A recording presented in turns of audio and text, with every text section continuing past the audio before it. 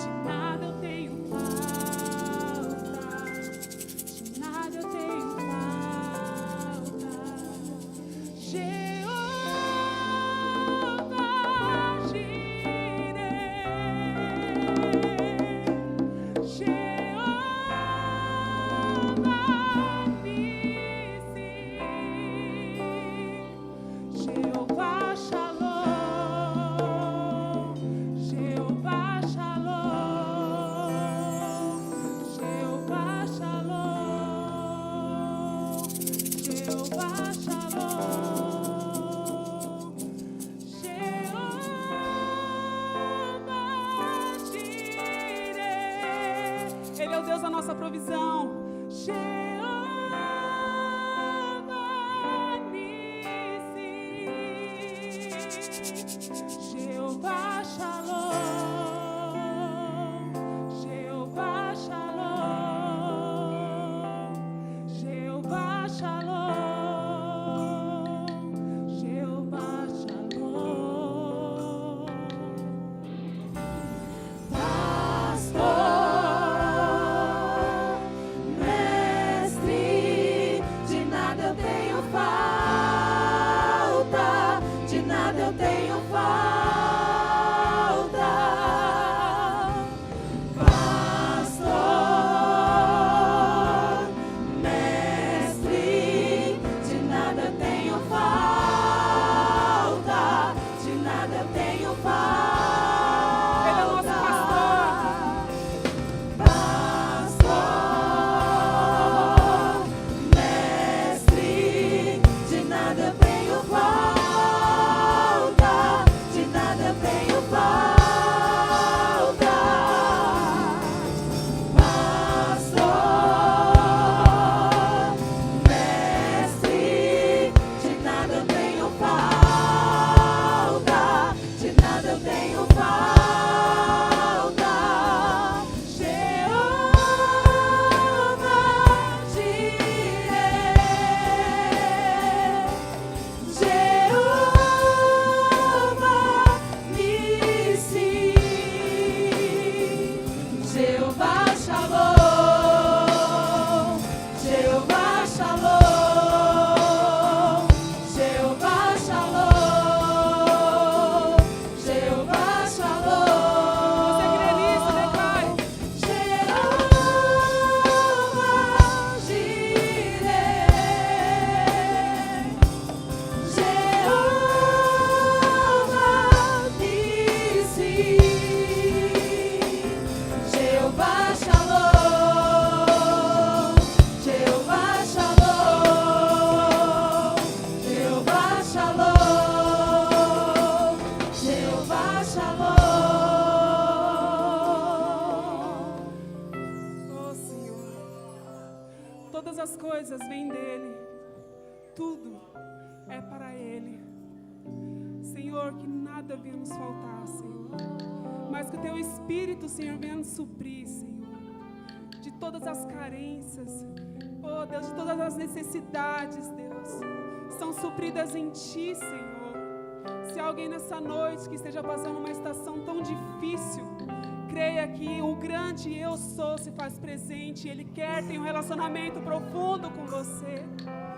Ele diz que te ama e Ele é o único que pode prover todas as coisas, porque tudo vem dEle. Oh Deus, tudo, Ele é o grande El Shaddai, o Deus Todo-Poderoso, o Jeová Jireh, o Deus da provisão, o Jeová Nissi, Tu és a nossa bandeira, Senhor. O Jeová Shalom, a paz está somente em Ti, Senhor, e vem de Ti, Senhor. Glórias ao Teu nome. Quando estou abatido, quando você está em perigo, de nada você tem falta, porque o Teu pastor, o Teu mestre, Ele provê. Creia. Quando estou abatido, quando estou em perigo, de nada eu tenho falta, de nada eu tenho falta. Você pode declarar Jeová Jireh, erguendo as suas mãos. Jeová Jireh. Erga as suas mãos em sinal de gratidão e de fé.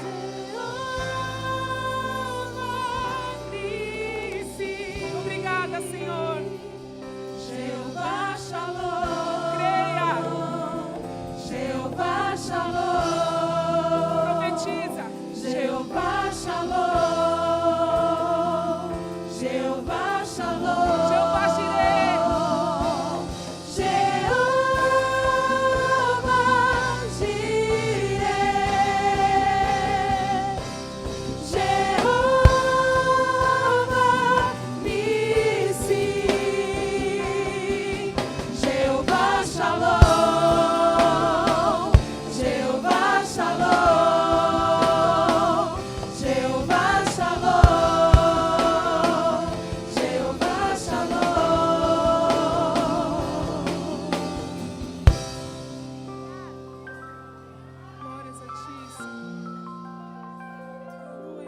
glorificar o Senhor. Tenha liberdade. Glórias ao teu nome, Jeová Shalom, Jeová Jireh, Jeová Rafá, Jeová Nissim.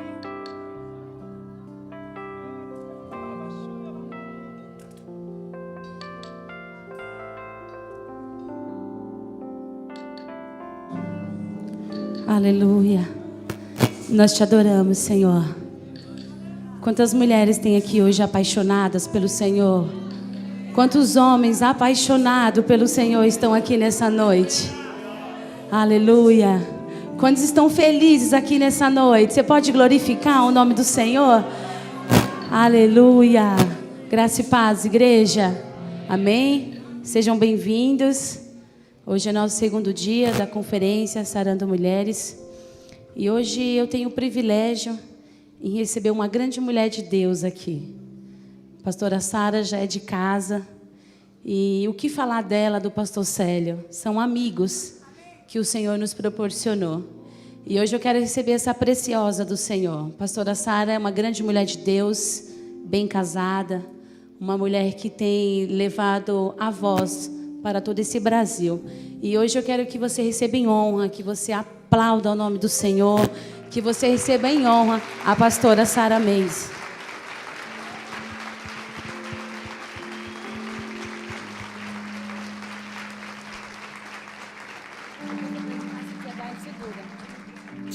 Fica à vontade, tá, pastora? Isso. Queridos, a paz do Senhor, amém.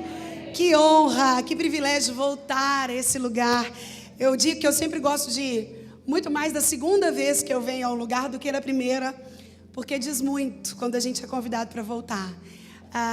E eu louvo a Deus pela vida do Bispo Diego, Bispa Luana, Valentim, Alícia. Vocês são do céu. Eu vejo Deus claramente em vocês. Obrigada. Obrigada pela confiança, pela honra, pelo convite, pelo zelo, pelo carinho, pelo roupão, pela bolacha, pelo peixe.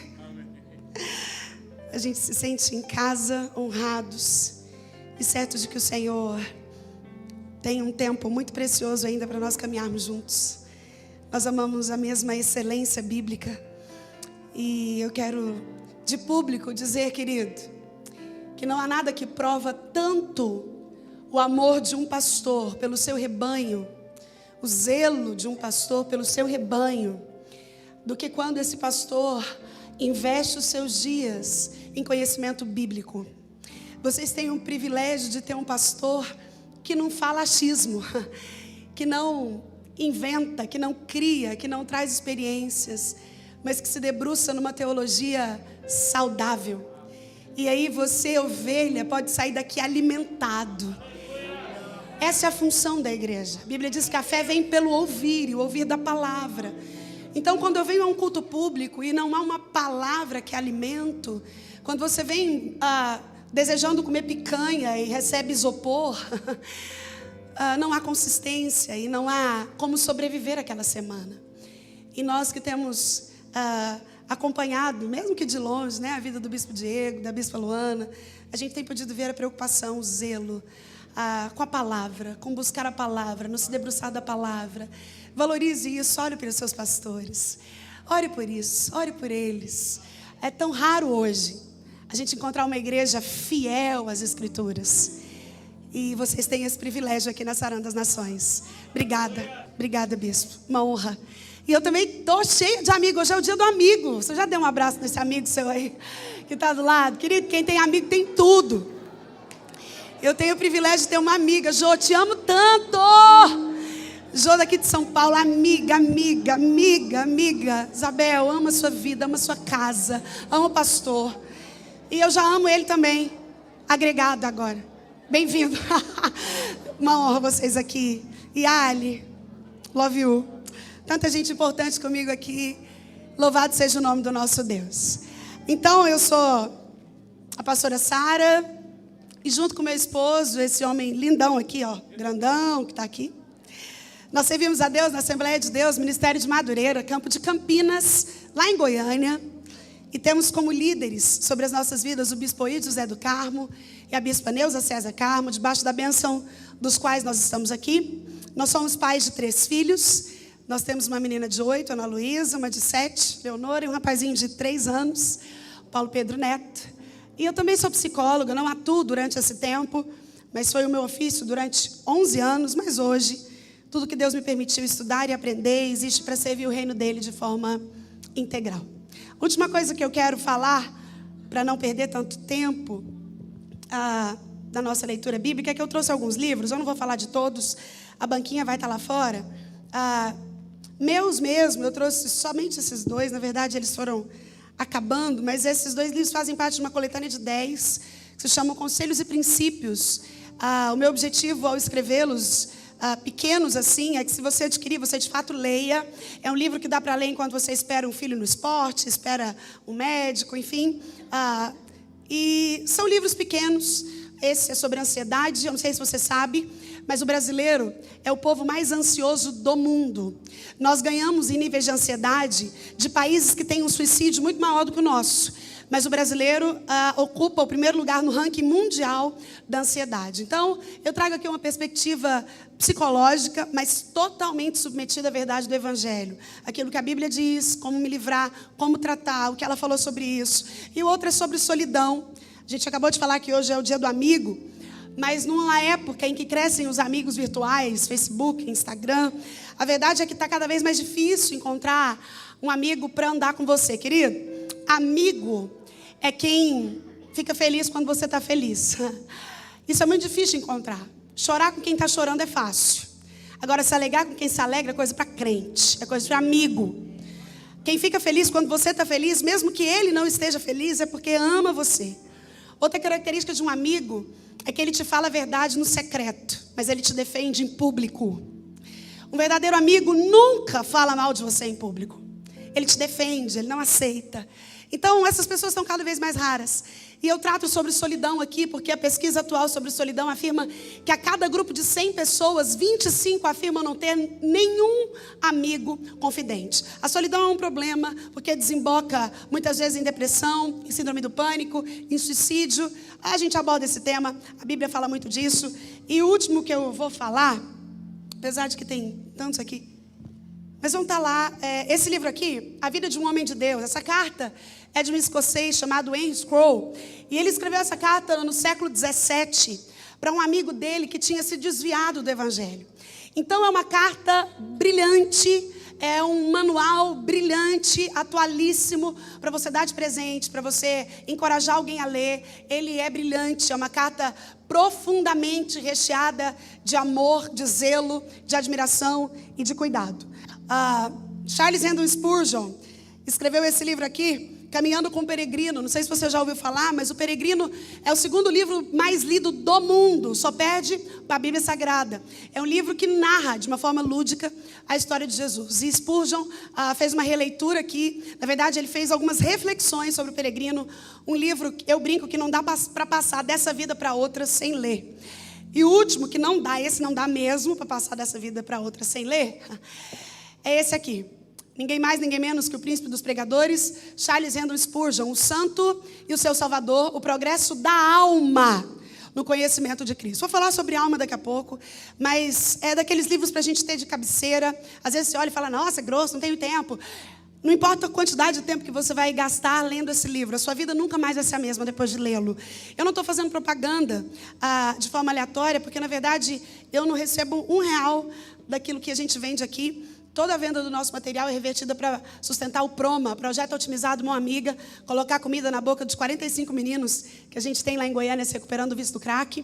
Há 9 anos a gente faz essa obra. Então, o meu interesse não é esse. O meu interesse é dizer a você que em tempos de tanta heresia, de tanta coisa confundida com o Evangelho, quando eu tenho uma leitura saudável das Escrituras e uma literatura boa, que me endireita, que me direcione, que me aponta o caminho, eu preciso valorizar. Esse é um desses livros que, se você ler e não chorar, provavelmente você ainda não se converteu. Enfim, Charles Haddon Spurgeon, não dá para passar dessa vida para outra sem ler. O Santo e seu Salvador.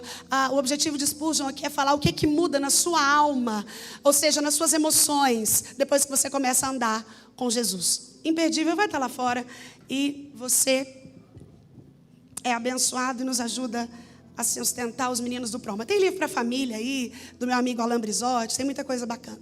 Sem mais delongas, querido, eu quero te convidar para abrir comigo a sua Bíblia, na carta do apóstolo Paulo aos Filipenses, e a gente vai conversar sobre estações. Quero louvar a Deus por esse tema, como nós podemos falar coisas preciosas sobre isso que nos está proposto. Filipenses, no capítulo de número 3. Filipenses 3. Carta aos Filipenses é chamada de carta da alegria.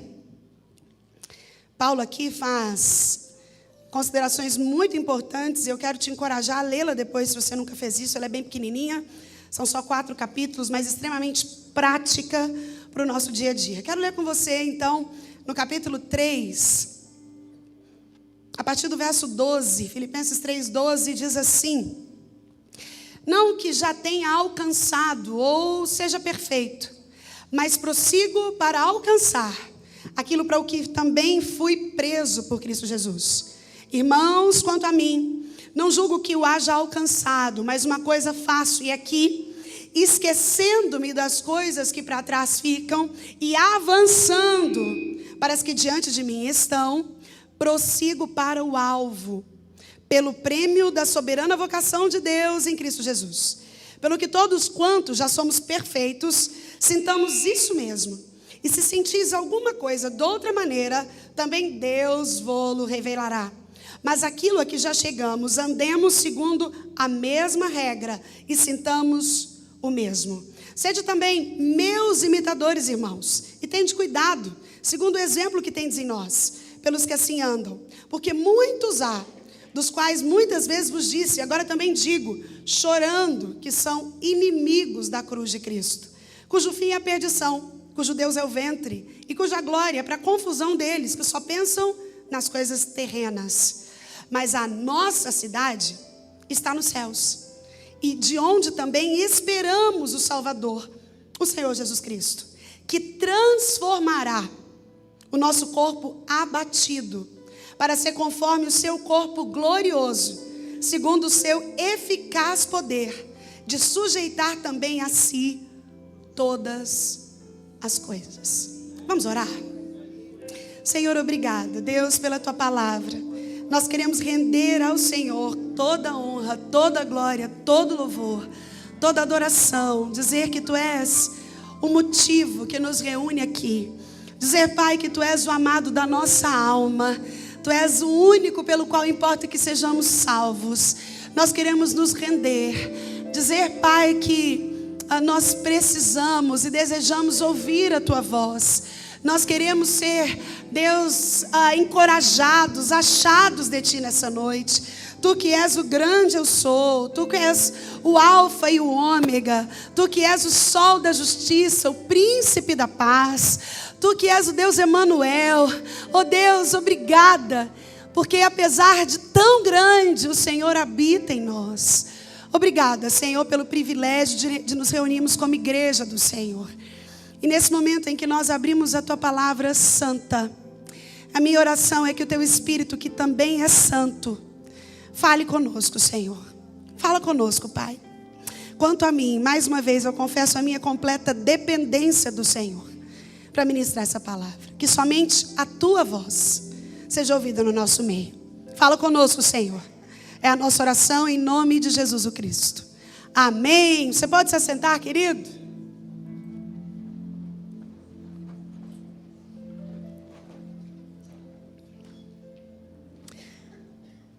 Certo menino, de aproximadamente uns 12 anos, estava sentado à beira de uma estrada cortando lenha. E ele cortava a sua lenha tranquilamente, até que começa a chegar, se aproximar dele um viajante. E aquele viajante vai chegando cada vez mais perto dele, e quando ele está bem próximo, ele pergunta: menino, há quanto tempo de caminhada está a próxima cidade?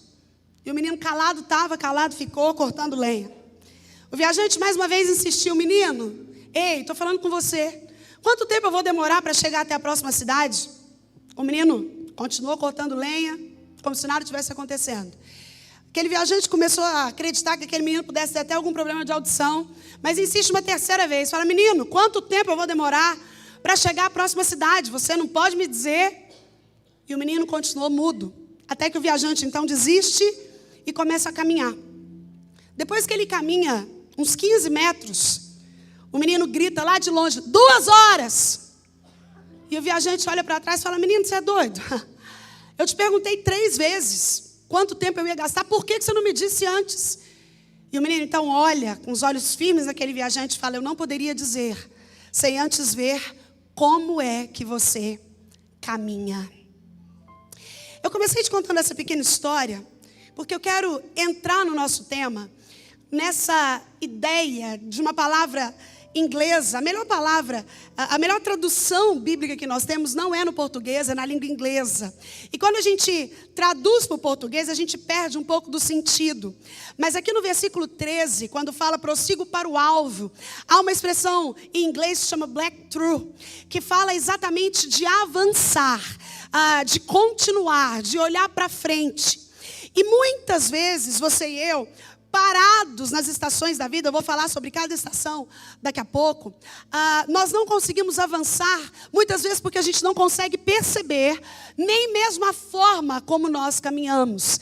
E aí a gente compara a nossa vida, a gente espera, a gente olha o que está acontecendo na vida do outro, a gente quer entender e fazer como o outro.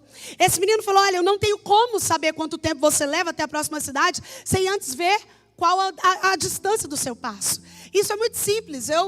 O meu marido, por exemplo, tem 1,96 m. Um passo dele, eu preciso dar 2 para alcançar.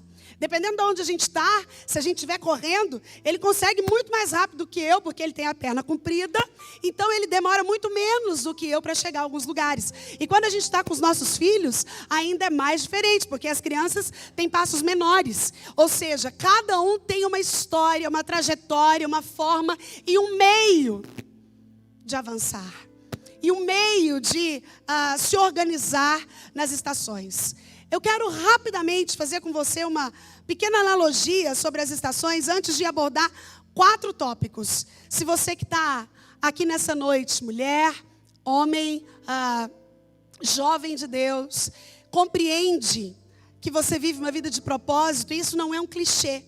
Isso é um entendimento de que a sua vida aqui é única, é curta e é rápida. Ei, querido, a sua vida é única, é curta e é rápida. Está inventando, pastora Sara? Estou não. O autor de Hebreus fala, o homem está dado morrer uma vez. E depois disso, o juízo. A vida é única. E aí vem o salmista no Salmo 90 e fala, os anos da nossa vida sobem a 70, ou em havendo vigor a 80. Nesse caso, o melhor deles é enfado e cansaço, porque tudo passa rapidamente, nós voamos. Ou seja, sobem a 70, que só 80 é curto e passa rápido, e você e eu voamos. Ou seja, é rápida. E aí, como você tem vivido essa vida curta, única e rápida que Deus te deu para viver? Sabe por que eu estou te perguntando isso?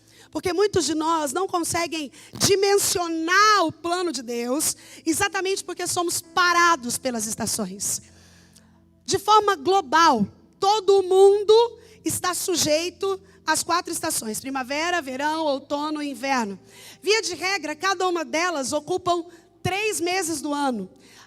Sendo a primeira delas a primavera. E em cada lugar do mundo, essas estações têm uma característica específica, dependendo do lugar onde se está, dependendo da cultura do lugar onde se está. Mas geralmente, aqui no Brasil, sendo a primavera a primeira estação de todas, e a primavera é a estação mais florida, mais bonita, é a primeira, é a que antecede o verão.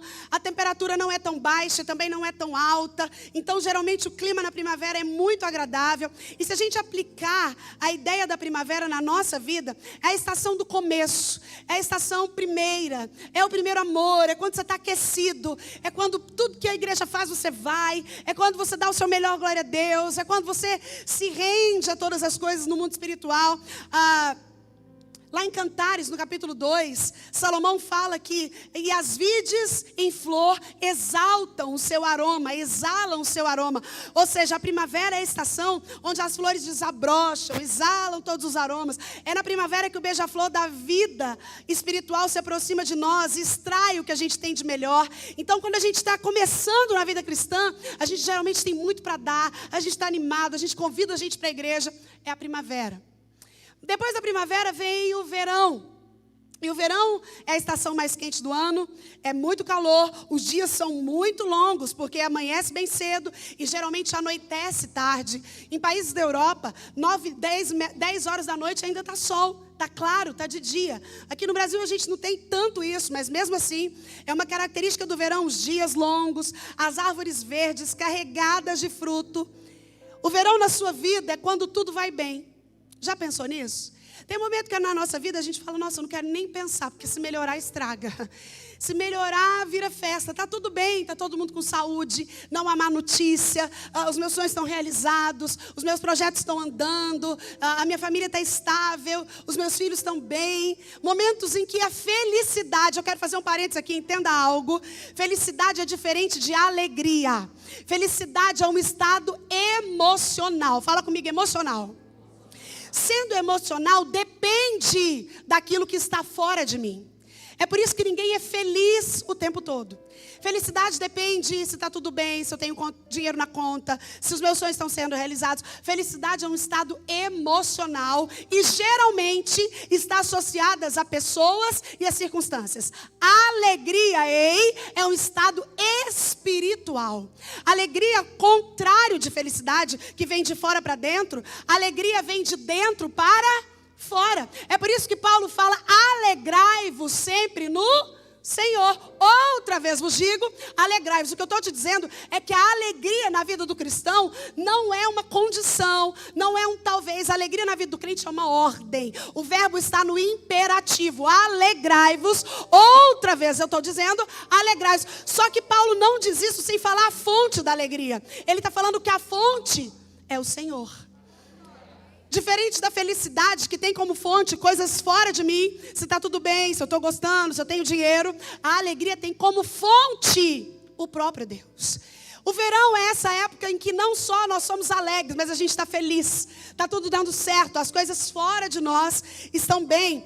É uma estação que às vezes até chove, mas até a chuva é passageira e elas são benéficas. Quando elas chegam, elas são benéficas. Então, é a estação que a maioria das pessoas no verão tiram férias, já viu? E espiritualmente também não é diferente, aí querido? Se Deus deixasse tudo perfeito na sua vida e na minha, não se engane, a gente não buscava Ele. Se Deus nos desse tudo que a gente queria e não deixasse nada faltar nunca, nós não buscaríamos a Ele, porque há pecado em nós.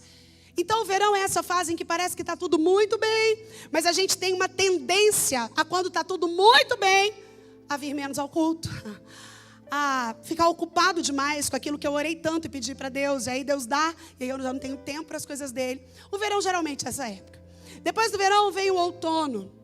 E no outono os dias começam a ficar mais curtos, mas também é fresco. Outono é a época que existem folhas e também existem frutas. As frutas começam a cair, elas já são maduras.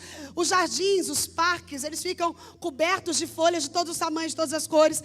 E a gente começa a precisar se preparar, porque o outono já chega avisando que depois dele vem o inverno. O outono já é, quando a gente olha para o clima de outono, a gente já pode se preparar, porque a gente já sabe que o inverno está chegando.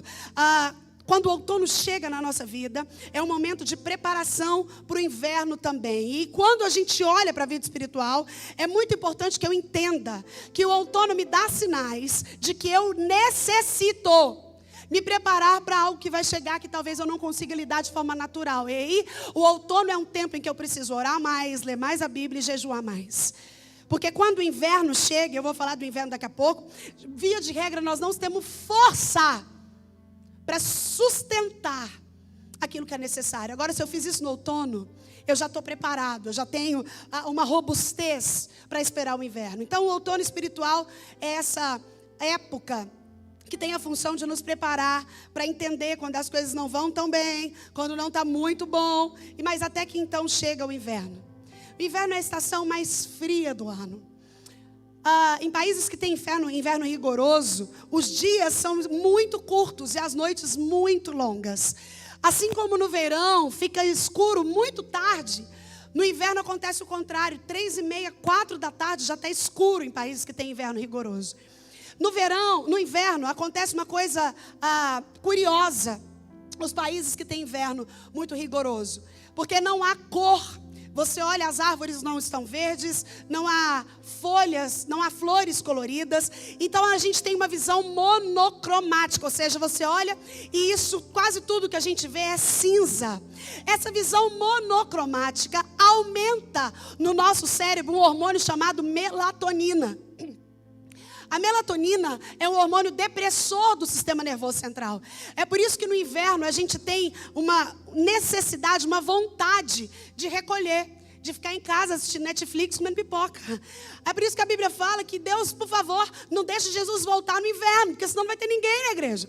Vai estar todo mundo em casa, tomando chocolate quente escondido. Nos países de inverno rigoroso, o índice de depressão é altíssimo, exatamente por causa do hormônio chamado melatonina aumentado. É por isso que os olhos são a sua janela da alma. Se os seus olhos são bons, todo o seu corpo será bom. Mas se eles forem maus, todo o seu corpo habitará em trevas, diz as Escrituras. Exatamente porque o meu olho capta, e entre o meu olho ver e o meu cérebro captar, esse tempo são 2 milionésimos de segundo. A gente não consegue compreender esse tempo de tão veloz que ele é. Mas aí isso se transforma num pensamento. Pensamentos dão origens a palavras. Palavras dão origem a atitudes. E atitudes repetidas geram hábitos. O que eu estou te dizendo é que quando o inverno chega, se você não está subsidiado pela estrutura do outono, você se recolhe. E aí aquela época que a gente questiona Deus, que a gente não tem vontade de ir à igreja, que a gente não tem ânimo para orar, que eu não quero ler a Bíblia porque eu acho que Deus fala com todo mundo menos comigo. Falar que eu não quero orar, eu quero só fazer um parênteses aqui. Oração é disciplina. Fala comigo, disciplina. Sabe qual que é a melhor definição de disciplina? É fazer o que tem que ser feito gostando ou não. Simples assim. Uma pessoa disciplinada, ela faz o que tem que ser feito mesmo quando ela não gosta. Não é todo dia que a gente gosta de trabalhar, mas eu sei que eu tenho que ir, porque se eu não for, meu patrão vai cortar o meu ponto, eu posso perder o emprego. Então o indivíduo disciplinado, ele faz o que tem que ser feito mesmo quando ele não gostaria de fazer. Assim deve ser a oração. Porque tem gente que fala, eu não estou orando porque eu não ando sentindo muita vontade. Ei, querido, se você for esperar sentir vontade, às vezes você não ora nunca. E quando você perceber, passaram anos. E você não se lembra do que é ter intimidade com o Senhor. Ore. Mesmo quando tudo que você tiver para entregar para Deus for o seu silêncio. Ore quando tudo que você tiver para entregar para o Senhor for a sua lágrima. Ore quando tudo que você tiver para entregar para o Senhor for as suas angústias. Mas não deixe de orar. O inverno é um tempo que, via de regra, rouba não só a nossa disciplina de oração, mas o nosso ânimo. É por isso que a gente precisa estar preparado. É por isso que o outono é um tempo em que eu devo orar mais, ler mais a Bíblia. Ai, pastor, sabe o que é? É que Deus não fala comigo, fala todo mundo, mas não fala comigo. Quando alguém me diz algo desse tipo, a primeira pergunta que eu faço para essa pessoa é: qual foi a última vez que você leu a Bíblia? Porque é impossível encontrar um Deus calado quando eu leio as Escrituras. Quando eu leio as Escrituras, é o próprio Deus falando comigo. Quando eu leio as Escrituras, é Ele falando. E aí, enquanto eu a leio, ela me lê. Entenda algo sobre as Escrituras, meu irmão. A Bíblia não é igual a um livro de psicologia. A Bíblia não é igual a um livro desse que eu fiz propaganda. A Bíblia não é um manual de coach. A Bíblia não é um autoajuda. A Bíblia é uma palavra viva. É por isso que quando eu a leio, ela me cura. Quando eu a leio, ela me sara. Quando eu a leio, ela me liberta. Quando eu a leio, ela me direciona. Porque ela é inspirada. Quando eu não leio as Escrituras, eu não conheço o Deus que eu sirvo. E quem não conhece o Deus que serve é levado por qualquer vento de doutrina. É por isso que hoje a gente encontra cristão achando lindo pôr um versículo bíblico do lado de uma frase de Buda. Eu ponho um versículo bíblico do lado do meu coach preferido, meu irmão. Somente a Escritura é inerrante. Somente ela é infalível. Somente ela é imutável. Somente ela te sustenta no inverno. Somente ela traz à memória aquilo que vai ser suficiente para quando as coisas não estiverem muito bem. É por isso que enquanto eu leio as Escrituras, eu faço algo que é imprescindível para vencer a estação difícil. Eu construo a minha própria história com o Senhor. Sabe por quê, querido? O testemunho dos outros é uma bênção e edifica a igreja. Mas na hora que você está passando pelo inverno, não tem testemunho de alguém que consegue te tirar de lá. Quando você está passando pelo inverno, sabe o que vai contar? As suas experiências com o Senhor. É você se lembrar daquilo que Deus já fez com você. É você se lembrar da experiência que você já teve, da resposta que você já alcançou, daquilo que Ele já prometeu e cumpriu. Então eu me relaciono com esse Deus à medida que eu leio as Escrituras. Primavera, verão, outono e inverno, todos nós vamos passar por essas estações várias vezes nas nossas vidas. Mas o que eu quero conversar com você a partir de agora, entendendo essas estações, é como é que eu, observando aquilo que Paulo me diz, entendendo que há um tempo para a minha vida, que às vezes eu posso estar no verão e você no inverno, diferente das estações do ano que não tem como. Quando é verão no Brasil, todo mundo está no verão. Quando é inverno aqui, todo mundo está no inverno. Agora, quando a gente fala de estação espiritual, aqui nós temos pessoas que estão no inverno, outras estão no verão, outras estão vivendo o outono, outras ainda estão na primavera. E é assim, nós não temos como, cada um tem um tempo, cada um tem uma história e cada um vive uma estação, dependendo da forma ou do momento em que está vivendo. Mas uma coisa é fato, e é o que eu vou começar a falar com você a partir de agora. Paulo nos dá algumas ordens aqui, e elas são muito precisas. E ele começa falando, olha irmãos, eu não acho que eu seja perfeito, mas uma coisa eu faço. Eu me esqueço das coisas que para trás ficam e avanço. Eu vou adiante. E aqui eu preciso te lembrar que às vezes a gente lê esse texto e a gente tem a impressão que aquilo que a gente deve deixar para trás é só o que foi ruim. Não. Quando Paulo fala, esquecendo-me das coisas que para trás ficam, é para trás geral, meu irmão. Às vezes aquilo que te impede de avançar é o bom que você não esquece. Ai, mas bom mesmo era naquela época. Feliz eu era quando aconteceu aquilo. Quando eu era criança, pequena, lá em Barbacena, Paulo está dizendo, esquecendo-me das coisas que para trás ficam. Independente se eu estou no inverno agora, eu preciso esquecer o verão, senão eu não avanço. Independente do que é agora, para que haja avanço, é necessário esquecer. É necessário deixar. É necessário não se aprisionar. Depressão, a principal doença do século, nada mais é do que excesso de passado. Pessoas aprisionadas ao passado são pessoas que não conseguem avançar. E aí é o passado negativo. É porque eu nunca vou esquecer aquilo que eu vivi, a situação, o abuso, a dificuldade, o trauma, o abandono, a humilhação. Outros falam, eu nunca vou esquecer porque naquela época era tão bom e hoje é tudo tão ruim. E aí eu fico aprisionado ao passado. Todos os excessos adoecem. O estresse, uma das principais doenças do nosso tempo, nada mais é do que o excesso de presente. Aqui em São Paulo, então, querido, você precisa ter cuidado. Eu sou impressionado como vocês são envolvidos num ativismo assustador. E aí vocês começam a fazer coisas no automático. A gente que mora numa cidade bem menor, Goiânia, a gente já é um pouco assim, mas aqui o ritmo é frenético, a cidade não dorme. E aí vocês vão pegando esse ritmo e o ativismo rouba as prioridades. Sabia disso? Quando eu não sei quais são as minhas prioridades, eu me desapego daquilo que eu deveria cuidar. E quando eu desapego do que eu deveria cuidar, eu deixo isso de lado. Você se desapega do que você não cuida. Para de cuidar do seu casamento para você ver se você não vai desapegar dele. Para de cuidar do seu corpo para você ver se você não vai desapegar dele. Então, o estresse nada mais é do que o excesso de presente. Há um hormônio, que é o chamado hormônio de estresse, tem sido muito falado nesse tempo, que é o cortisol. Dá para medir. Você tira o sangue e é possível medir a quantidade de cortisol no seu sangue. A quantidade de hormônio de estresse. Estresse é responsável pela maioria absoluta das doenças psicossomáticas. Sabe o que é isso? É o seu corpo reagindo à carga emocional que você coloca nele.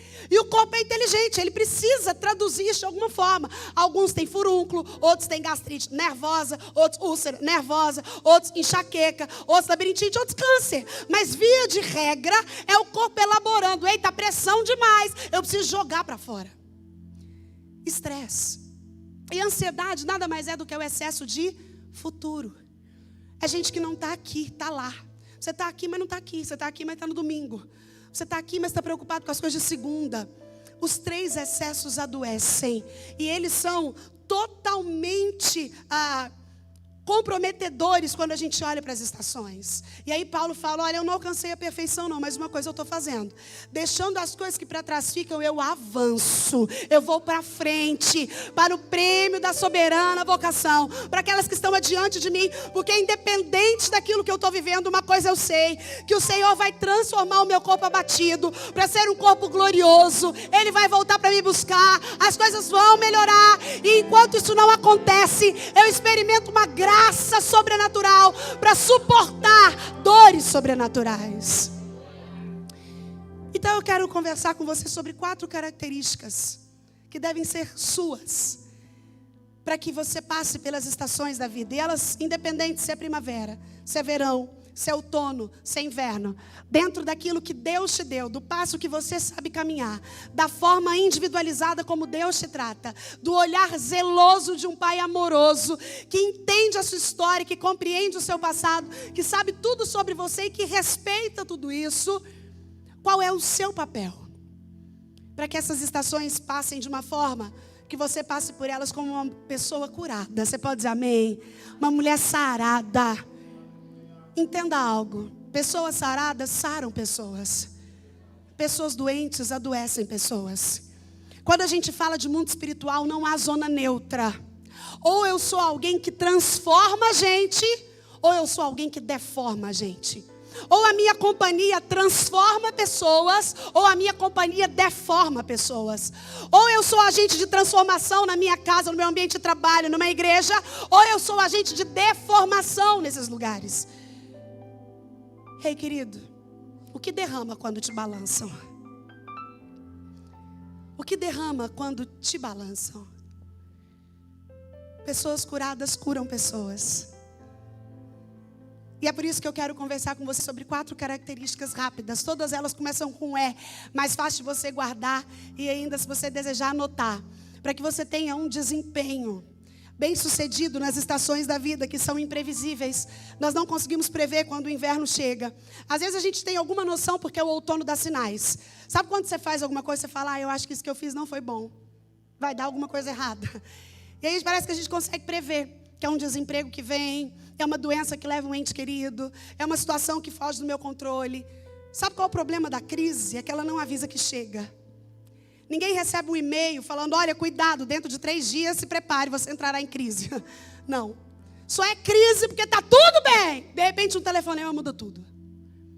Está tudo indo muito bem. De repente você descobre uma coisa que muda tudo. E aí como fazer? Como eu devo me comportar para continuar sendo um indivíduo sarado pelo poder do sangue de Jesus, que avança para as coisas que estão diante de mim, entendendo que Deus vai me revelar, que Ele vai me aperfeiçoar, que eu preciso me parecer com Ele, até no dia que Ele vai trocar o meu corpo abatido por um glorioso. Em primeiro lugar, você que quer viver feliz e bem nas 4 estações, é necessário encarar a realidade. Fala comigo, eu preciso encarar a realidade. Trocando em miúdos, meu irmão, você precisa ler as placas.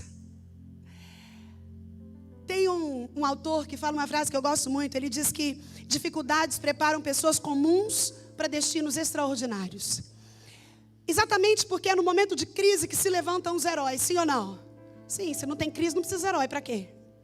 A gente só precisa de um super-herói, o Superman, o Batman, o Homem de Ferro. Eles só precisam aparecer quando tudo está perdido, quando não tem mais jeito. É no momento das maiores crises que aparecem os heróis. E muitas vezes, você e eu não avançamos, porque a gente não encara a realidade. Sabia disso? Tem um autor que fala que enxergar o que está diante do nariz exige um esforço gigante. Já viu quando você perde uma chave, e aí você gasta 10 minutos procurando, briga com o marido, xinga as crianças, e quando vai ver a chave está dentro do bolso? Porque enxergar o que está perto, o que está diante do nosso nariz, exige um esforço constante. Alguns de nós não avançam, porque são incapazes de encarar a própria realidade. Falar, não deu certo, agora eu preciso continuar. Essa é a realidade do meu casamento, eu preciso encarar. Esse é o filho que Deus me deu, eu não posso desistir. Agora eu estou desempregado, eu preciso romper. A minha fé esfriou, o que eu devo fazer, meu irmão? Encarar a realidade é coisa de gente sarada. Você encara a sua realidade, querido? Nós, então, brasileiros, nós temos um hábito péssimo, que nós somos procrastinadores. Para que fazer hoje se eu posso deixar para amanhã, né? Para que eu vou fazer agora se eu posso fazer depois? Para que fazer agora se eu posso dar um jeitinho brasileiro? Eu quero lembrar que você pode até ser brasileiro, mas no caso de você ser brasileiro, você tem dupla cidadania. Você pode até ser brasileiro, mas você é cidadão do céu. E nessa situação, o peso está muito mais naquilo que você representa na eternidade do que no lugar onde você nasceu. A minha condição de cidadão do céu me faz encarar a minha realidade à luz das Escrituras. E aí eu não questiono, querido. Eu não fico, Senhor, por que comigo? Sabe, quando eu atendia como psicóloga no hospital, psicologia hospitalar, uma das coisas que a gente mais escutava quando alguém perdia um ente querido era essa frase: por que comigo? Por que na minha família? Por que na minha casa? Por que nesse momento? E aí nós como psicólogos, porque psicólogo não responde, psicólogo devolve a pergunta. A gente olhava para eles e dizia: por que não com você? Porque a ideia do porquê comigo dá a ideia de que eu tenho uma estrela na testa, que eu sou diferentão, e que eu sou blindadão, e que comigo nada vai acontecer. Ei, Deus nunca disse que isso seria assim. Pelo contrário, Ele disse: no mundo tereis aflições. Então, quando eu fico, por que comigo? Eu dou a entender, eu sou bom demais. E essa prova era para outro que merece, muito pior do que eu. Quando eu encaro a realidade, nada te faz tanto encarar a realidade como as Escrituras. Você pode dizer amém? Sabe, quando nós lemos as Escrituras, a gente tem menos tempo para falar dos outros. Porque à medida que eu leio as Escrituras, eu percebo o quanto que eu preciso mudar. E quando eu me esforço para mudar aquilo que é necessário ser mudado em mim, eu não tenho tempo para observar aquilo que os outros necessitam de mudar. Encarar a realidade não é algo simples, não é algo fácil. Mas é algo necessário para quem avança. É algo necessário para quem não quer ficar aprisionado na estação. É algo necessário para quem entende que depois da primavera, da primavera vem verão, depois do verão vem outono, depois do outono vem inverno. Vai passar. E enquanto não passar, a graça necessária para hoje. Ei, querido, enquanto você está no inverno, a graça de Deus necessária para o inverno. Ele envia a provisão para o dia, Ele cuida. Mas para isso eu preciso encarar. Sabe por quê? Porque ninguém recebe um milagre que não compreende que precisa dele.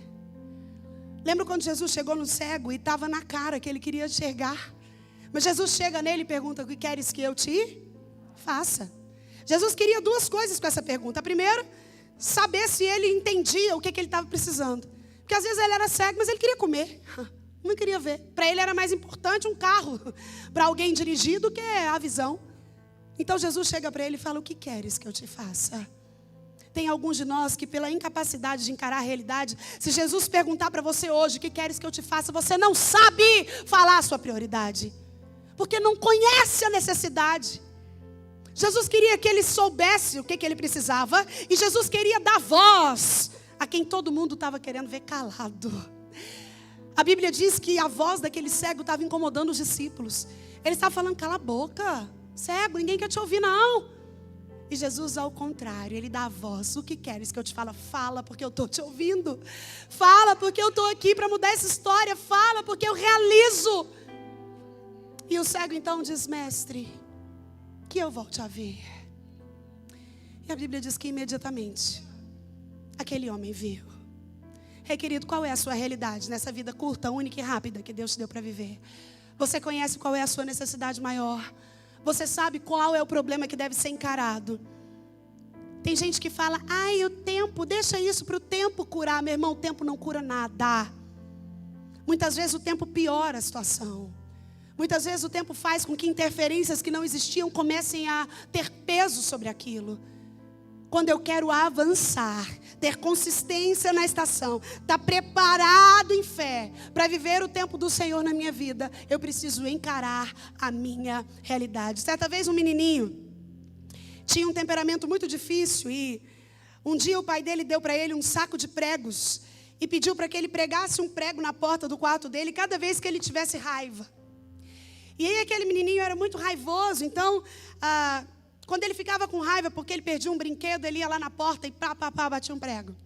Depois ele ficava com raiva porque a mãe dele queria que ele tomasse banho e ele não queria tomar banho na hora, ele ia lá, pregava um prego na porta. E todas as vezes que ele ficava com raiva, ele fazia aquilo que o pai dele propôs. Ia lá e pregava um prego na porta, e pregava um prego na porta. E aí, no primeiro dia, ele pregou uns 5 pregos. O pai disse para ele, eu quero te aconselhar e ir mais devagar, você está muito nervoso, fica mais calmo. Nas semanas seguintes, ele foi aprendendo a se controlar e o número de pregos foi diminuindo de forma progressiva. Depois de muitos dias, de muitos pregos, finalmente o menino não ficou com raiva nenhuma vez no dia. E ele foi correndo contar para o pai dele, papai, hoje aconteceu uma coisa muito legal, eu não fiquei nenhuma vez com raiva, eu não preguei nenhum prego. E o pai dele olhou para ele e falou, ótimo, meu filho.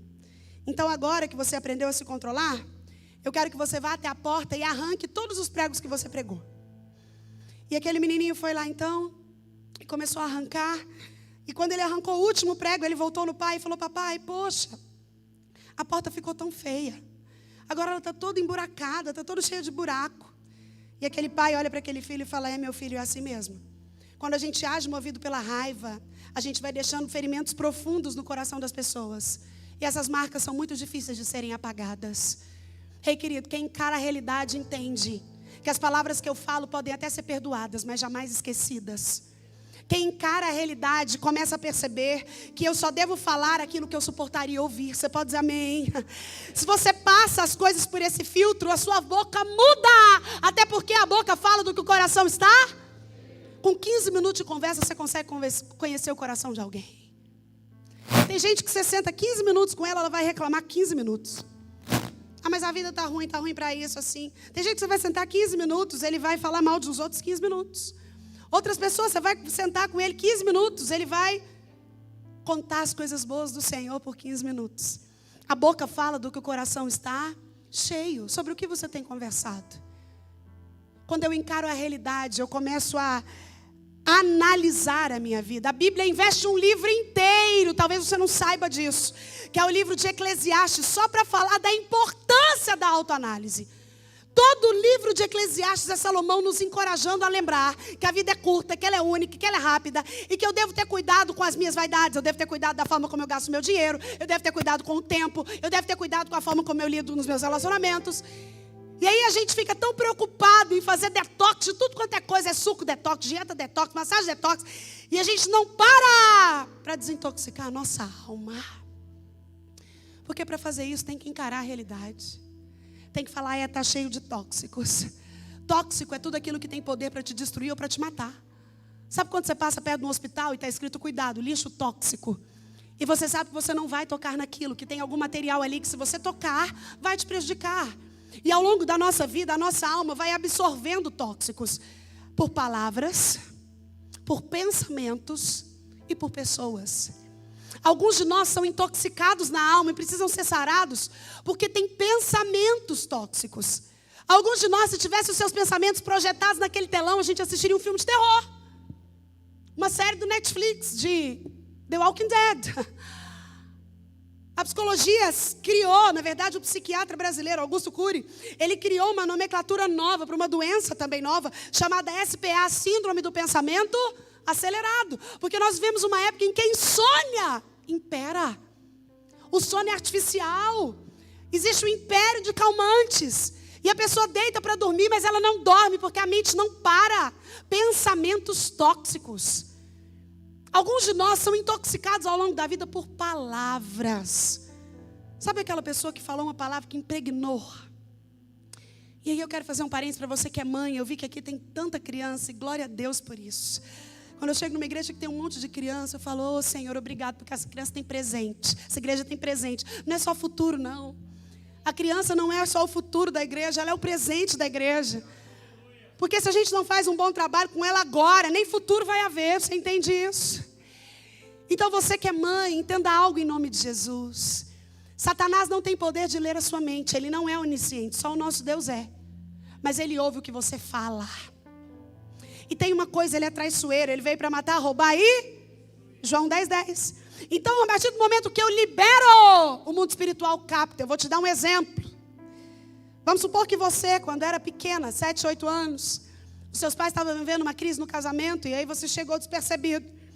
E aí, de repente, no meio da briga, um dos dois olha para você e fala: o que você está fazendo aqui, menino? Quer saber? Quando você casar, seu casamento vai ser uma droga igual o meu. E aí, houve uma palavra liberada de autoridade. E como Satanás é traiçoeiro, ele não tem pressa, ele retém isso. 20 anos depois você casa. No primeiro conflito, no primeiro, ele lança o que a Bíblia chama de dardo inflamado. E aí ele lança na sua mente. Lembra? Sua mãe falou que não ia dar certo. Desiste disso. Palavras tóxicas. Cuidado com aquilo que você libera sobre a vida do seu filho. Cuidado com aquilo que você direciona sobre ele. A autoridade nas suas palavras. Satanás utiliza isso e ele move uma guerra contra você. É por isso que a gente vive uma espécie de surto coletivo na sociedade, porque é como se a Bíblia não tivesse nos direcionado de que a primeira parte da armadura é exatamente o capacete da salvação, para que a gente possa resistir. A palavra resistir fala de resistência, fala de algo que me impede de continuar. Eu chego, mas volta. Quando eu coloco o capacete da salvação, Satanás lança um dardo inflamado, mas ele volta, ele não entra. Satanás sabe que quando ele atinge o seu pensamento, ele muda o seu hábito. Eu te disse que pensamentos geram palavras, palavras, atitudes, atitudes, hábitos. Então tudo começa da forma como eu penso. O que eu estou te dizendo e a realidade que precisa ser encarada para você que é curado e que quer passar por uma estação sustentada pelo Senhor é de que eu preciso guardar a minha mente, porque ela é o maior campo de batalha que nós temos. Lembra aquele desenho do Pica-Pau que ficava um anjinho do lado, o capetinha do outro, e um falava aqui, o outro falava ali. E aí, aquilo é uma realidade clássica. E sabe o que às vezes a gente se esquece? O que você alimenta fica mais forte. Se eu alimento as coisas do Espírito, o Espírito é mais forte. Mas se eu alimento as coisas da alma, se eu alimento as minhas emoções, certamente eu não vou ter um bom resultado. Quer passar pelas estações sendo sarado, encare a realidade. Segundo lugar, se eu quero avançar para as coisas que diante de mim estão, independente da estação que eu estou, depois de encarar a realidade, eu preciso estabelecer uma estratégia. Fala comigo, eu preciso estabelecer uma estratégia.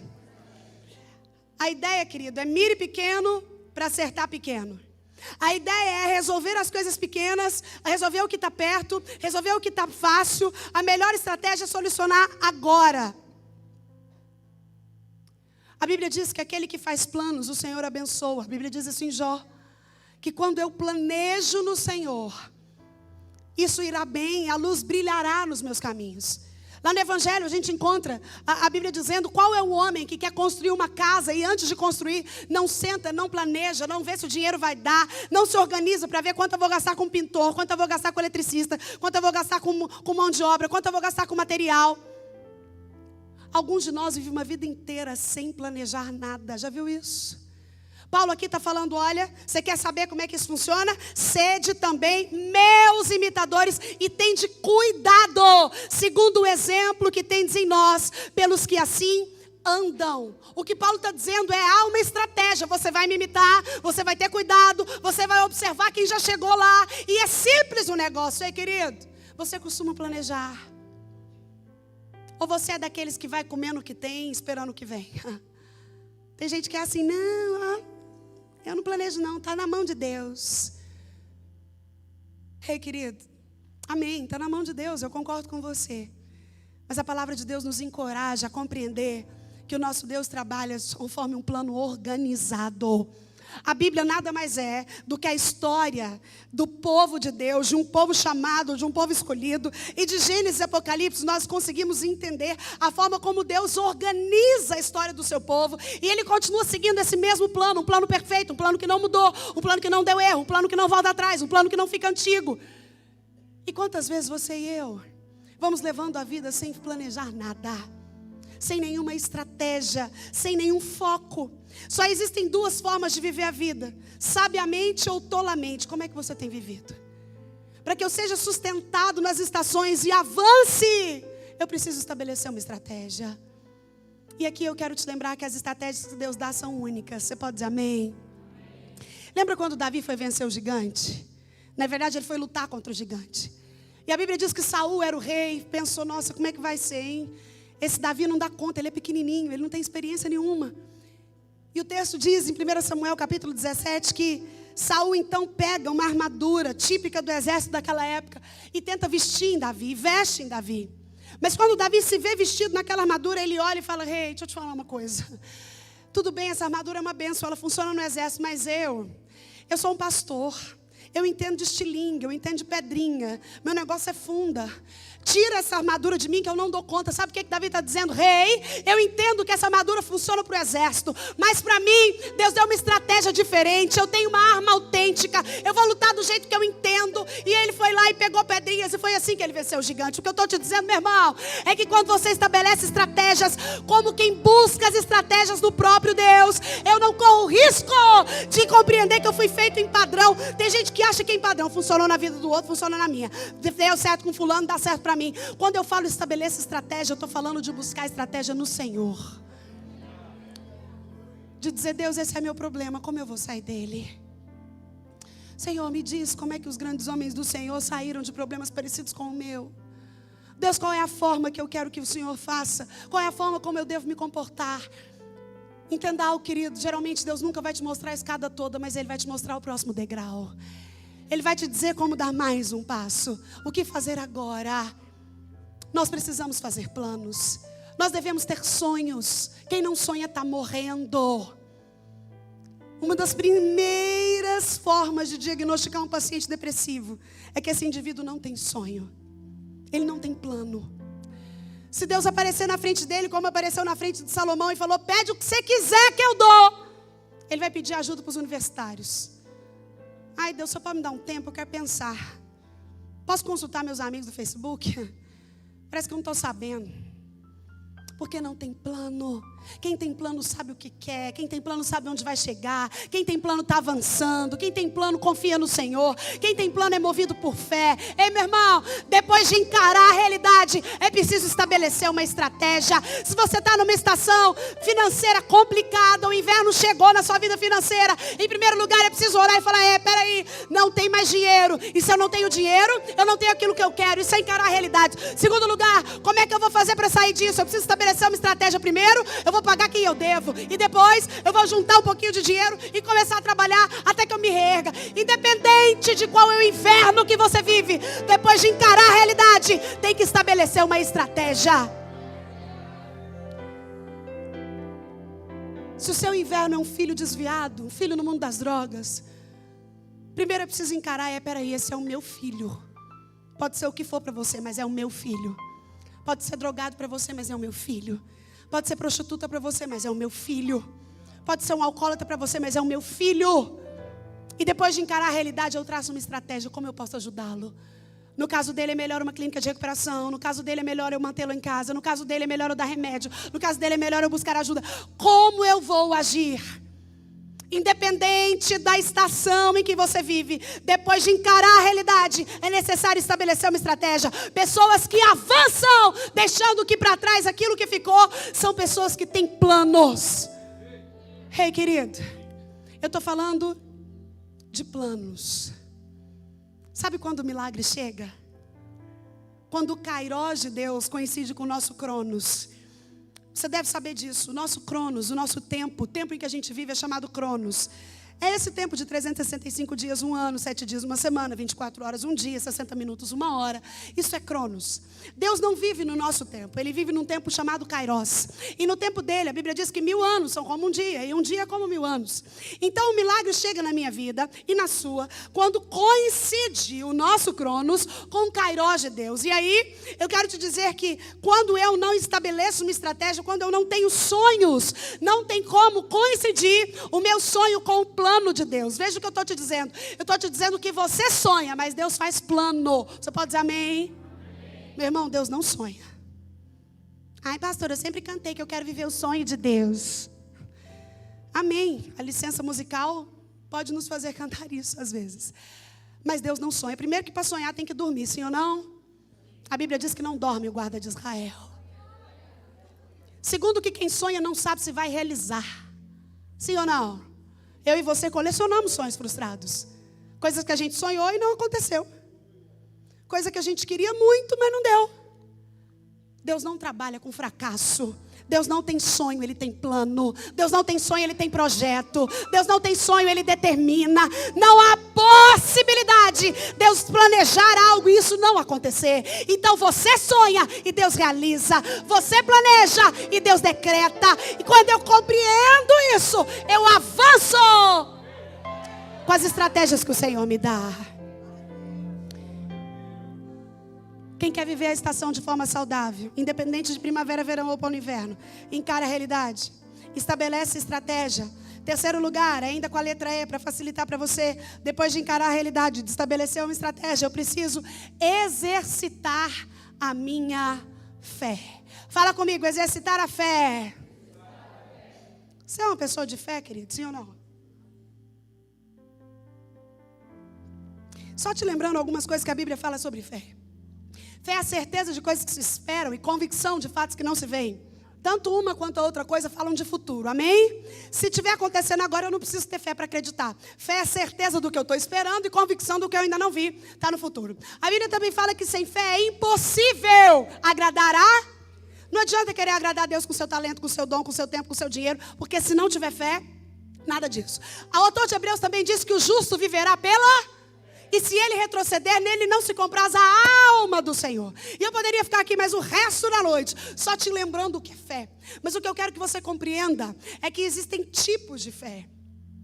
A fé que precisa ser exercitada, para que você se localize na estação em que você está, com a possibilidade de avançar, é a fé emocional. É a fé racional, perdão. Não é a fé na fé, não é a fé emocional. Vou te falar a diferença. Tem gente que tem fé na fé. Não vai acontecer porque eu acredito. Eu dei 3 pulinhos, eu acreditei, eu declarei, vai acontecer. Meu irmão, isso é fé na fé. Isso não muda nada. Não muda nada. É fé na fé. A fé emocional é aquela que fala, ai, eu estou sentindo, vai acontecer. E aí, no dia que não sente, não acredita mais nada. Ai, foi lindo, eu arrepiei, eu chorei. Meu irmão, isso é fé emocional. É a mesma fé dos demônios. A Bíblia diz que eles creem e tremem. Quem tem fé na fé, vem para um culto e dá uma nota para o culto de acordo com aquilo que sente. Aí o culto hoje foi uma bênção. Eu arrepiei, chorei, falei línguas. Eu quero te dizer que aquilo que você sente não é critério para a manifestação do agir de Deus. Hoje mesmo você pode não ter sentido nada aqui. Pode não ter chorado, pode não ter arrepiado, pode não ter nada. Mas Jesus está aqui. Porque Ele é onipresente. Quem tem fé na fé, o dia que para de sentir, para de crer. Você entende o que eu estou dizendo? Se eu baseio a minha fé naquilo que eu sinto, quando o inverno chega, eu não acredito em mais nada. Porque inverno é um tempo que ninguém sente. Ninguém consegue sentir arrepio no inverno. A gente não consegue falar em línguas no inverno. A gente tem lágrima para chorar, mas não é uma lágrima de unção, não é uma lágrima de quebrantamento, não é lágrima de arrependimento, é lágrima de dor. Quando eu falo para você exercitar a sua fé, eu estou falando de atitude. Fala comigo, atitude. A fé que agrada a Deus é racional. Romanos 12:1. Rogo-vos, pois, irmãos, pelas misericórdias de Deus, que apresenteis o vosso corpo por sacrifício santo e agradável, vivo, santo e agradável a Deus, que é o vosso culto racional. Querido, é impossível crer sem pensar. Eu vou repetir. É impossível crer sem pensar. A fé que nos une a Deus, a fé que nos iguala, todos nós que estamos aqui, é porque pela misericórdia dEle, todos os dias, você e eu, um dia, você e eu, compreendemos que nós não somos nada, que nós não éramos nada, que nós necessitávamos de um Salvador, que nós necessitávamos de um Redentor, que nós necessitávamos de uma mão, que nós precisávamos caminhar para uma eternidade, e que sem Ele não tinha jeito, e nós nos rendemos. E aí eu preciso te lembrar que não foi você que encontrou Jesus, foi Ele quem encontrou você. Porque quem estava perdido era você, não era Ele. Tem gente que fala, e aí eu encontrei Jesus. Encontrou nada. Foi Ele quem te encontrou. Foi Ele quem te atraiu. Foi Ele quem te chamou pelo nome. Quem estávamos perdidos éramos nós, não era Ele. Quando eu exercito a minha fé, quando eu verdadeiramente tenho fé para avançar, eu utilizo essa fé mesmo quando eu não sinto, mesmo quando eu não vejo, mesmo quando as portas estão fechadas, porque eu compreendo que eu não preciso ver, eu preciso crer. A fé racional é a fé que me faz acreditar naquela canção que diz que se Deus fizer, Ele é Deus. Se Ele não fizer, Ele é Deus.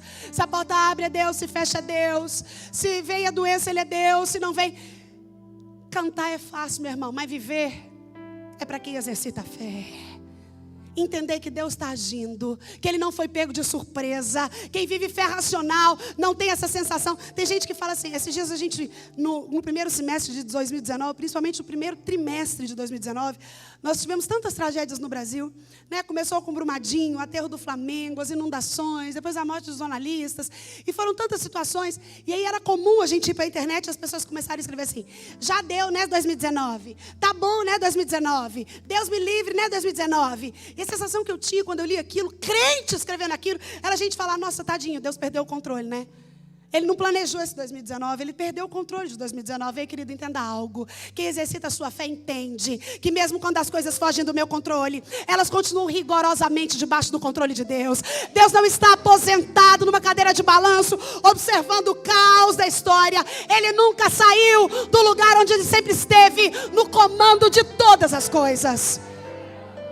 Ele tem o controle. Hey! Quando eu exercito a minha fé, que me move a avançar, a deixar para trás o que para trás fico, eu consigo exercitar a minha fé, porque eu passo ela por esse crivo da atitude. Vou te dar um exemplo para você compreender. Sabe por que o leão é o rei da selva, sim ou não? Já era o horário. É vigília? Não, tô brincando. Sabe por que o leão é o rei da selva? Ele é o maior dos bichos? Não. Ele é o mais forte? Tem muitos mais fortes que ele. Mas você sabe por que ele é o rei da selva? Porque ele nunca recua de uma batalha. Nunca. Ele é o que tem mais atitude. Pode vir um rinoceronte, o leão encara. Pode vir um elefante, o leão encara. Pode vir uma girafa, ele encara. Ele vai encarar o bicho maior que ele encara. E é isso que eu estou te dizendo. Você não precisa ser o melhor, você não precisa ser o maior. Mas quando eu exercito a minha fé, eu sou aquele que tem mais atitude. Eu sou aquele que fala, Deus, eu não estou vendo. Senhor, eu não enxergo. As portas estão fechadas. O inverno é rigoroso. Mas uma coisa faço, esquecendo-me das coisas que para trás ficam. Eu avanço para as que diante de mim estão. Quem exercita a sua fé avança. Quem exercita a fé avança. Eu te disse que se você quiser viver de forma sarada as estações, é preciso encarar a realidade, estabelecer uma estratégia, exercitar a fé. E em último lugar, aqui eu termino, é necessário, depois de fazer tudo isso, esperar a intervenção de Deus. Você pode dizer isso comigo? Eu preciso esperar a intervenção de Deus. Meu marido fala uma frase que eu gosto muito. Ele diz assim: Deus intervém nas nossas vidas da mesma maneira que nós interveríamos se soubéssemos o futuro e as consequências dele, como Deus sabe. Nós vivemos uma geração que não sabe esperar, sim ou não? A gente não sabe, a gente tem pressa para tudo. A gente quer tudo para ontem. É por isso que o modismo pega muito rápido a gente. Faça um curso de 3 dias e vira especialista, o curso lota. Vem aqui, fica 24 horas numa imersão e saia curadaço. E aí todo mundo vai. E aí a gente quer tudo para ontem. A comida é festa, a roupa é trash, o relacionamento é festa, tudo é festa. Ninguém tem prédio, ninguém tem tempo para nada. Se eu tiver que esperar o Uber mais de 3 minutos, eu já xingo todos os palavrões que eu conheço gospel, né? Geladeira, abacaxi, palavrão de crente é isso, né? Geladeira, abacaxi, mesa. Porque a gente não tem tempo. Fila, a gente não se sujeita. Se eu tiver que esperar mais de 10 minutos alguém me responder no WhatsApp, eu perco a amizade. Não serve para ser meu amigo. Visualizou, não respondeu, nós não sabemos esperar. Mas eu quero te dizer que quem quer avançar, quem entende que Deus trabalha conforme um plano, quem entende que as estações são cíclicas e que elas vão passar, independente de primavera, independente de verão, independente de outono, independente de inverno, sabe esperar a intervenção de Deus. Sabe que Deus trabalha segundo um propósito. Deus trabalha segundo um tempo. Deus trabalha segundo uma ordem. Deus trabalha executando projetos. Deus trabalha segundo uma organização. E quando o tempo dele chega na minha e na sua vida, nós vivemos aquilo que Paulo testemunha aqui. A gente é transformado, o corpo abatido vai sendo transformado em corpo glorioso. E a nossa dor começa a falar do nosso ministério. Ei, escuta isso em nome de Jesus. A sua dor vai falar do seu ministério. A sua dor falará do seu ministério. A Bíblia diz em 1 Coríntios: não vos sobreveio provação que não fosse humana, mas junto com a dor ele envia o livramento. Junto com a dor ele envia o escape. Junto com a dor ele envia a providência. Quem espera em Deus se permite ser consolado por Ele. Você já viu gente que não se deixa ser consolado por Deus? Deus está doidinho para consolar e a pessoa está fechada. Não, eu não quero. Deus, eu quero entender, viu? Senhor, eu vou fazer um jejum de 7 dias, só tem que falar. Tem aqueles que têm uma fé mais deturpada e acham que mandam em Deus, né? Deus, eu não aceito. Deus, eu determino. Deus, eu ordeno. Eu penso que Deus lá de cima, ai, agora o barro fala, então. Falando demais, barro. Oh, querido, ninguém manda em Deus. Deus é livre. Ele faz o que quer, quando quer, se quer. Ele não nos deve explicações. Ele não tem que nos dar porquê. Lembra de Jó? Leia depois na sua casa. Jó no capítulo 38 começa a questionar a Deus. Deus, por quê? Deus, por que o Senhor deixou isso, Senhor? O Senhor mesmo falou agorinha que eu era um homem íntegro, reto, que eu temia o Senhor e que eu só desviava do mal. Agora o Senhor permitiu esse tanto de coisa aqui. Perdi todos os filhos, todo o dinheiro, toda a saúde. Ainda ficou com uma mulher murmurando. Falar nisso, eu não gosto que fala da mulher de Jó.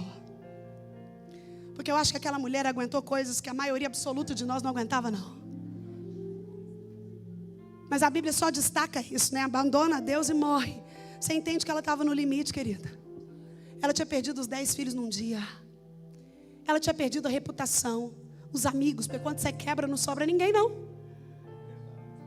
Foi um acúmulo de má notícia, má notícia, má notícia. E de repente ela vê o seu marido adoecido, se coçando com um caco de telha.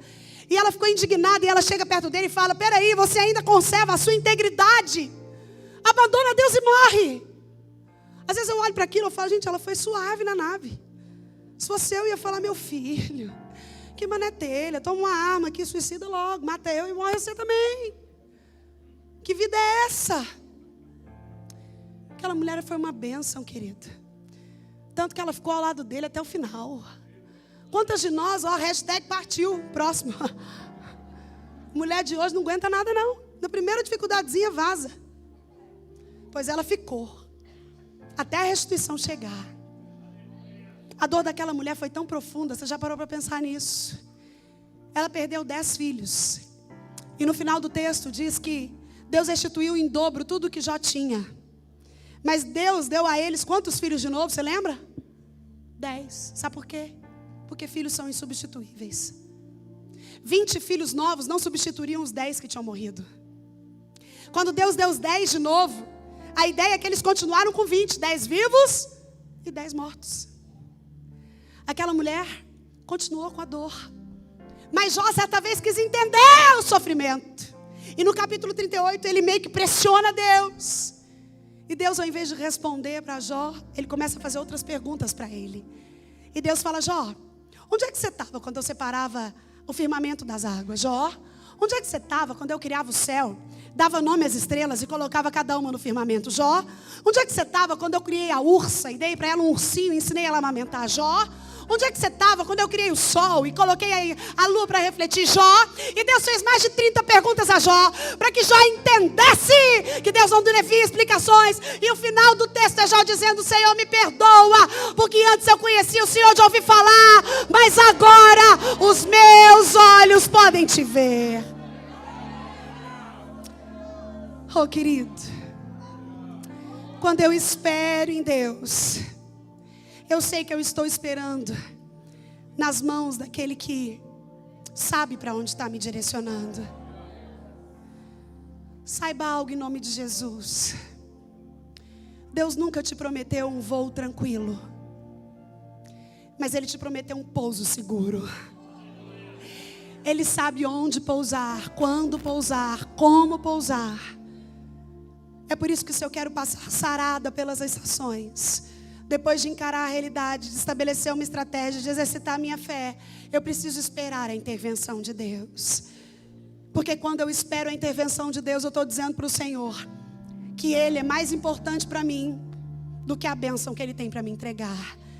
Ei, querida, às vezes tudo que Deus está esperando para tirar você do inverno é você compreender que o Deus da bênção é melhor do que a bênção de Deus. Eu vou repetir. Às vezes tudo que Deus está esperando para tirar você desse inverno é fazer com que você compreenda que o Deus da bênção é melhor do que a bênção de Deus. Sem a bênção que você está querendo, você vive, mas sem Deus não dá. Sem o seu sonho dá para viver, mas sem Deus não é possível. Sem aquilo que você planeja dá para viver, mas sem a presença dEle não dá. E às vezes o nosso inverno é prolongado, porque a gente quer muito mais a bênção do que o dono dela. Eu não sei qual é a estação que você está vivendo. Se é verão, se é primavera, se é outono ou inverno. Mas uma coisa eu quero te dizer. Ela vai passar. Seja boa, seja ruim, ela vai passar. E se você quiser fazer como o apóstolo Paulo nos convida, não que eu já tenha alcançado a perfeição, mas uma coisa faço, e é que, deixando para trás as coisas que para trás ficam, prossigo para o alvo.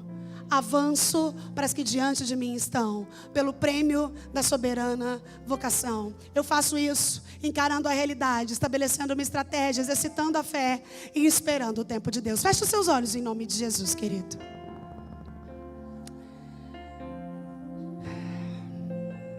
Eu gostaria que nesses segundos você identificasse aí qual é a estação espiritual que você está agora?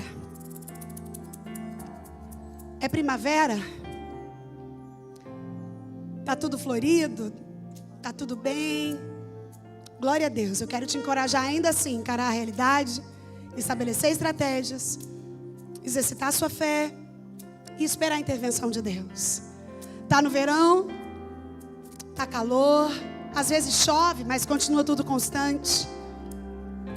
A gratidão ainda deve tomar o seu coração. E é tempo de começar a se preparar, porque o outono vem chegando. Quem sabe você está no outono. Um tempo de incertezas, medos, inseguranças, instabilidade. Você não sabe o que fazer. Na verdade, você não consegue compreender. É tempo de orar mais. É tempo de ler mais as Escrituras. É tempo de jejuar mais. Enquanto você faz isso, você encara a realidade, você exercita a sua fé, você estabelece uma estratégia e você espera a intervenção de Deus. Mas quem sabe você está no inverno e você não vê possibilidades. A crise chegou, talvez financeira, quem sabe uma situação na saúde, um diagnóstico que diz que não tem jeito. Quem sabe é um casamento complicado. Talvez você olhe e parece que o divórcio é a única possibilidade. Você não sabe o que vai fazer. Quem sabe é a sua fé que está no inverno. Você vem aos cultos, mas você já não ora mais, já não busca mais o Senhor. Quem sabe é o seu emocional que está no inverno. Você está passando por uma depressão, uma síndrome do pânico. Tem um transtorno de ansiedade, não tem vontade de viver. Quem sabe nunca tentou contra a sua vida, mas pensa direto, para que viver? Quem sabe existe uma crise dentro do seu lar, relacionamentos difíceis, filhos que não conversam, nora e sogra brigadas, o diálogo perdido, o perdão que não é alcançado. O Senhor te convida nessa noite a ser alguém que constrói pontes e não que cava abismos. E você pode ser um construtor de pontes ao invés de um cavador de abismos. Quando você encara a realidade, quando você exercita a sua fé, quando você estabelece uma estratégia, quando você espera a intervenção de Deus. Sabe, querido, eu quero orar por você que veio nesse congresso, nesse 5º congresso, Sarando as Nações, estações. Mas você não quer sair daqui do mesmo jeito. E você compreendeu que para não continuar do mesmo jeito é preciso esquecer as coisas que para trás ficam e prosseguir e avançar e fazer um breakthrough. E você quer fazer a sua parte, entendendo que Deus faz o sobrenatural, o natural é com você. Deus faz o extraordinário, o ordinário é com você. Deus faz o impossível, o possível é com você. Sabe, eu quero orar por você que está passando o inverno. Na sua casa, na sua saúde, na sua família, no seu casamento, no seu emocional, eu não sei. Mas você que está passando por uma situação de inverno. Você que precisa de um milagre. Você que não sabe o que vai acontecer, não tem provisão, não tem forma de olhar, as portas parecem fechadas. Ei, eu quero orar por você que precisa de milagre. Você que entendeu a sua parte, vai fazer isso. Encarar a realidade, estabelecer uma estratégia, exercitar a sua fé e esperar a intervenção de Deus, mas você precisa de milagre. E a boa notícia é que o dono do milagre está no nosso meio. Onde Jesus está, milagres podem sempre acontecer. Ei, querido, você que está vivendo o inverno mais rigoroso da sua vida, que precisa de um milagre, sai do seu lugar e vem aqui que eu quero orar por você. Ei, querido, eu estou falando de milagre. Se homem pode fazer, você não precisa de milagre. Milagre é aquilo que homem não faz, que porta aberta não resolve, que medicina não dá jeito, que estratégia não funciona. Milagre é aquilo que você já tentou tudo e não deu. Você que precisa de milagre, sai do seu lugar e vem aqui que eu quero orar com você. O Deus de milagres está no nosso meio, Ele está aqui. Oh, rebalabaxere labasundecas.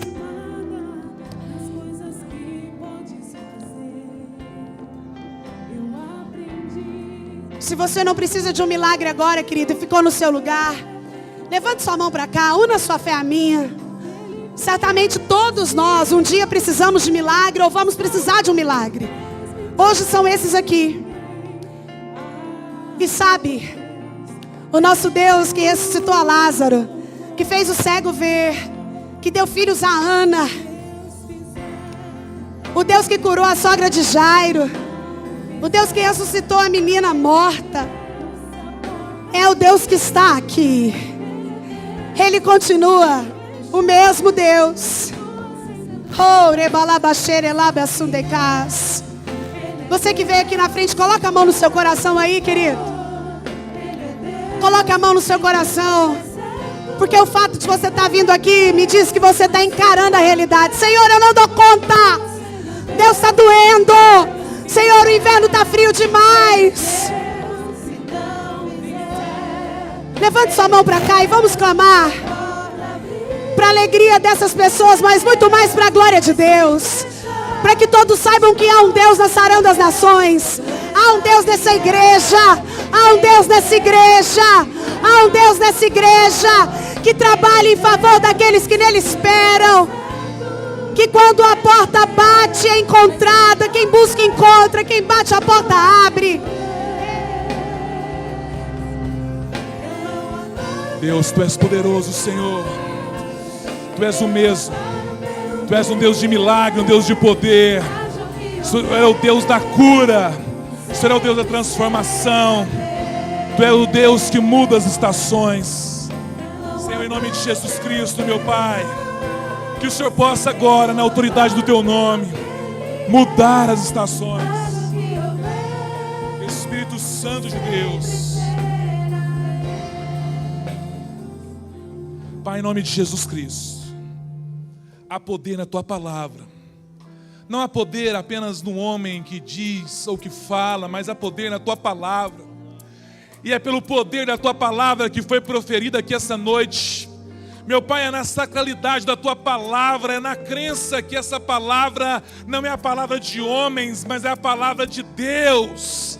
É a palavra de um Deus vivo, de um Cristo que ressuscitou. E é por isso, meu Pai, que Ele é habilidoso, que Ele é equipado em fazer milagres, em mudar estações, em mudar realidades. Meu Deus, em transformar situações que para nós são impossíveis e difíceis, mas está escrito na Tua palavra: Meu Deus, e a tua palavra é poderosa, e se está escrito nela vai se cumprir, e está escrito, meu Deus, que não haverá impossíveis para este Deus. Meu irmão, qual o tamanho da tua fé? Minha irmã, qual o tamanho da tua fé? Ei, o teu milagre está no alcance dos seus joelhos, está no alcance da sua crença, está no poder do teu ouvido de absolver essa palavra e crer que Jesus pode fazer ainda hoje o impossível para você. Ele está aqui, como disse a pastora Sara, e Ele pode mudar a história, Ele pode mudar o eixo do seu sofrimento, e Ele pode mudar a estação da tua vida nessa hora, pode transformar esse inverno rigoroso, esse tempo sombrio, essa noite escura, em um tempo de claridade, em um tempo de providência, em um tempo de primavera, um tempo de produção, um tempo de frutificação. Mas o poder não está na palavra e na oração de quem diz aqui, de quem fala aqui. O poder está nos seus ouvidos e na crença daquele que ouve.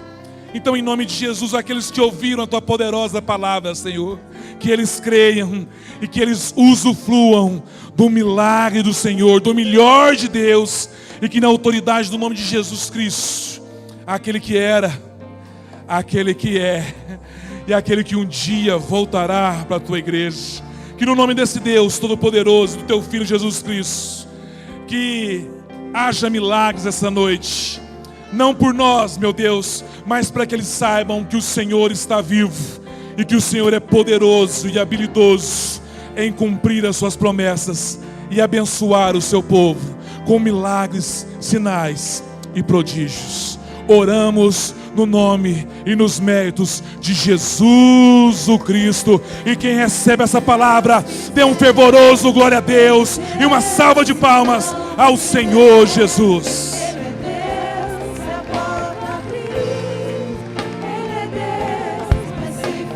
Querido, você pode abraçar alguém do seu lado aí e dizer para essa pessoa: Deus ainda faz milagre. Deus ainda faz milagre. Abraça alguém do seu lado. Abraça alguém que está do seu lado e diga: essa estação vai passar. Esse inverno vai passar. Esse inverno vai passar. Esse inverno vai passar. Aguenta mais um pouco, vai passar. Fica firme, vai passar.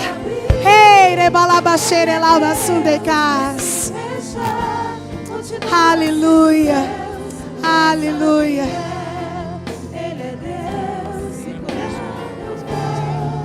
Ele é Deus e tudo dá certo. Ele é Deus, mas se não der, continua sendo Ele. Aleluias, aleluia, aleluia. A presença de Jesus está aqui, amados. Pode estar sentando no seu lugar rapidamente. Pastor Célio. E hoje a gente estava conversando algo tão gostoso ali na mesa. E ele falou um pouquinho sobre prosperidade. E hoje ele vai ministrar a oferta para nós. Eu quero ser abençoado com a palavra dele. Amém?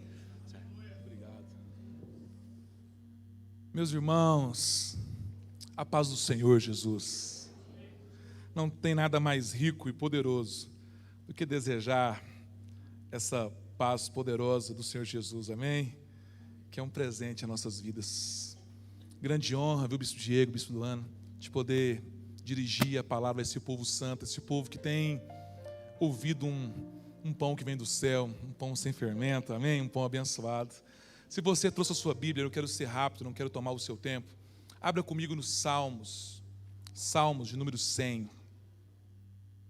Quero conduzir os amados irmãos a essa compreensão de como é importante esse momento de dízimos e de ofertas e como há aqui promessas poderosas que precisam ser ativadas na sua vida e que existe aqui sementes poderosas que têm o DNA de Deus para prosperar e abençoar a tua vida.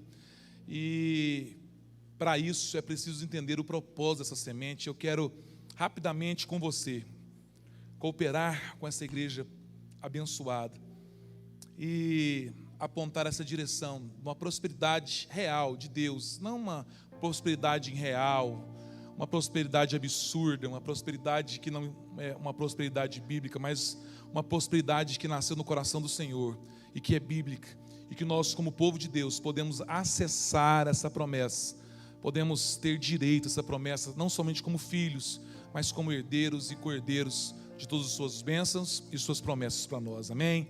Salmo 100, vamos ler o versículo de número 3 ao versículo de número 5, vou ler com vocês. Assim diz, versículo 3: sabei que o Senhor é Deus, foi Ele que nos fez e não nós a nós mesmos, somos povos seu e ovelhas do seu pasto. Versículo 4: entrai pelas portas dele com gratidão, e em seus átrios com louvor, louvai-o e bendizer o seu nome. Versículo 5: porque o Senhor é bom, e eterna a sua misericórdia, e a sua verdade dura de geração após geração. Aleluia e glória a Deus. Que promessa, que a benignidade e a misericórdia dura de geração após geração. Uma geração bíblica, na época de Jesus, no tempo da constituição do cânon das Escrituras, era de 70 anos. Hoje o homem e a mulher, por conta da medicina, ele pode viver um pouco mais. Mas aqui diz geração a geração, ou geração em geração. Significa que a sua posteridade vai receber os benefícios da tua fidelidade a Deus. É isso que está dizendo o texto. Mas rapidamente, quero trabalhar 3 contextos importantes para você poder acessar essa prosperidade na sua vida, amém? O primeiro conceito, a primeira característica é a lei.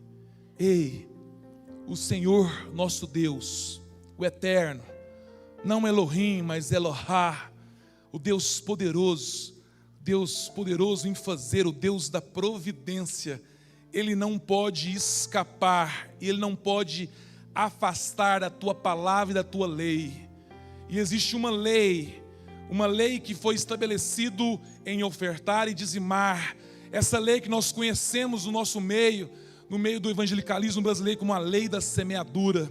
Então ninguém que planta uma espécie de semente tem uma semente diferente, uma colheita diferente. Então se você planta X, você logicamente vai colher X.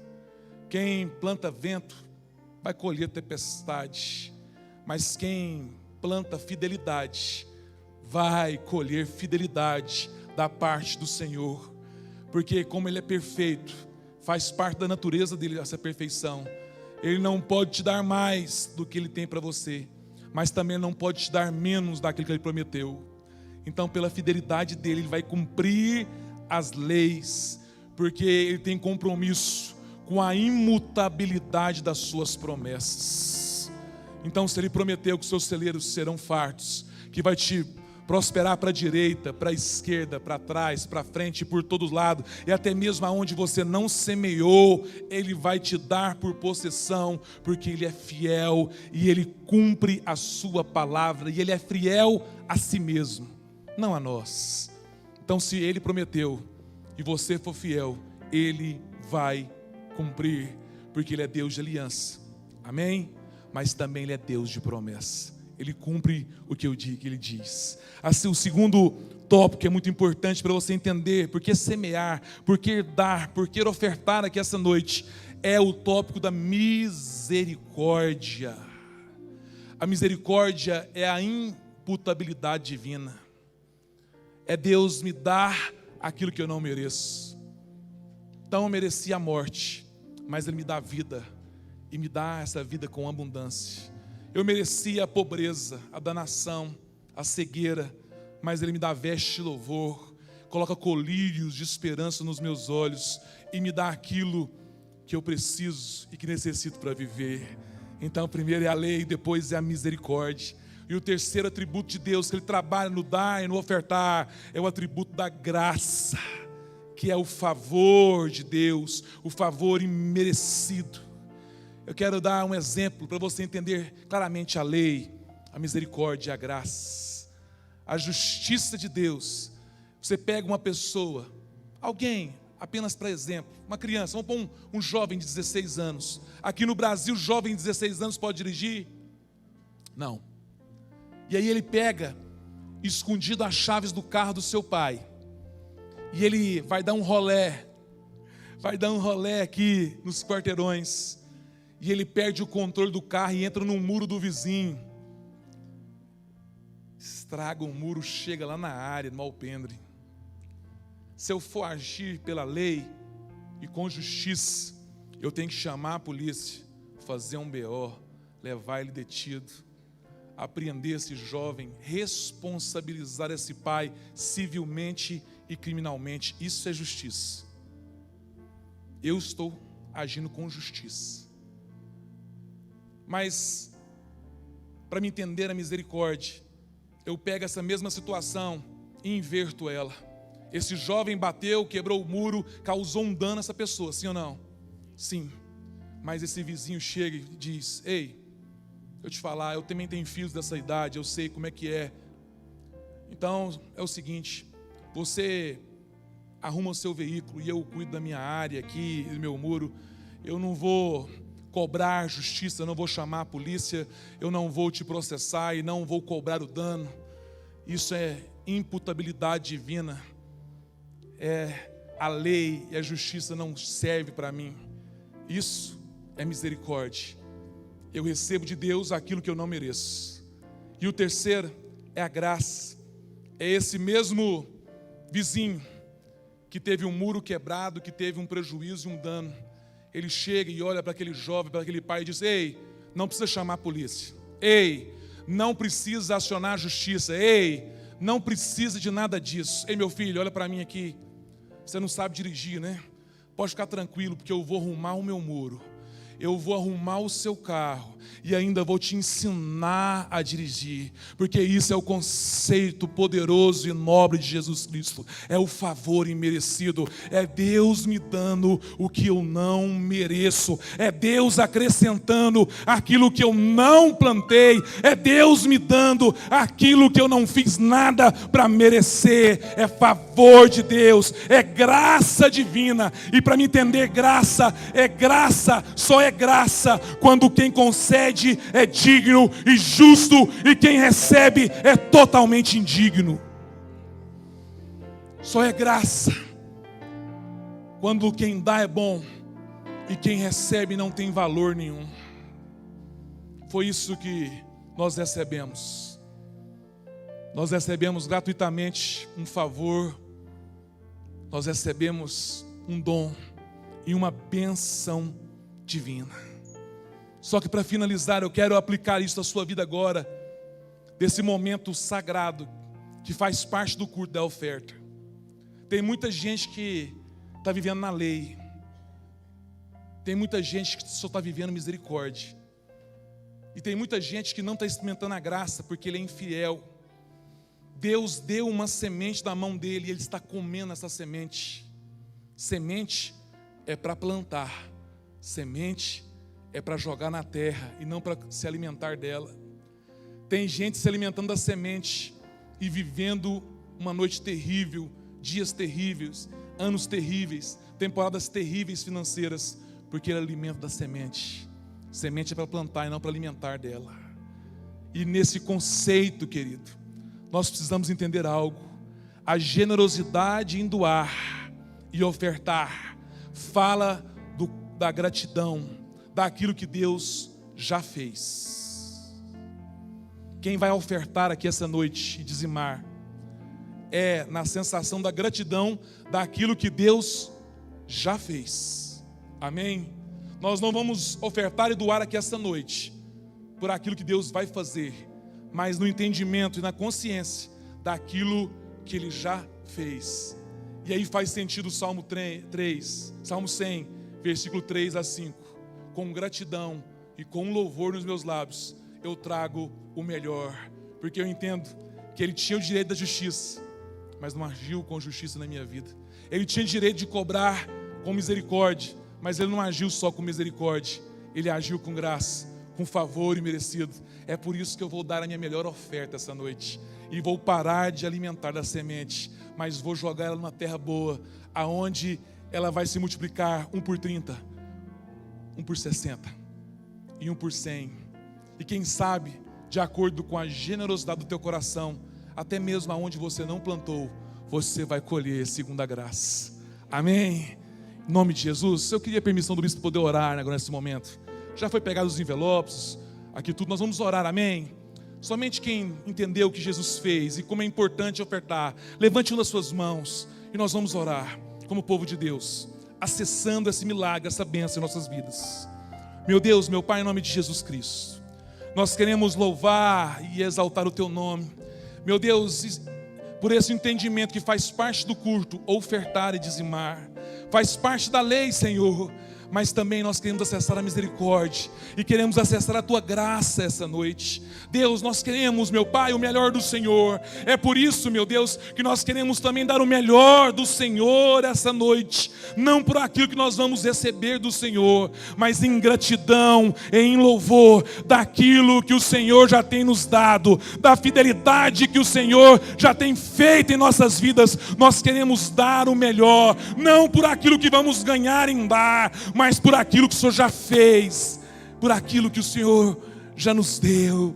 Pai, em nome de Jesus, todos aqueles que vão ofertar essa noite, que vão dar o melhor, uma primícia ao Senhor, meu Pai, uma oferta de libação, que o Senhor possa ser rico em abençoar, que o Senhor possa, meu Pai, ser generoso em dar essa noite, que eles possam receber porção dobrada do Teu Espírito e porção dobrada das Tuas promessas. Meu Deus, em nome de Jesus, que o Senhor possa desatar nós essa noite, que o Senhor possa resolver problemas, que o Senhor possa desembaraçar vidas financeiras, que o Senhor possa acrescentar saúde e que o Senhor possa agora, meu Deus, alargar as fronteiras do Teu povo e que eles possam colher, meu Deus, medida recalcada, sacudida e transbordante, que eles possam receber dos céus essa noite, até derramar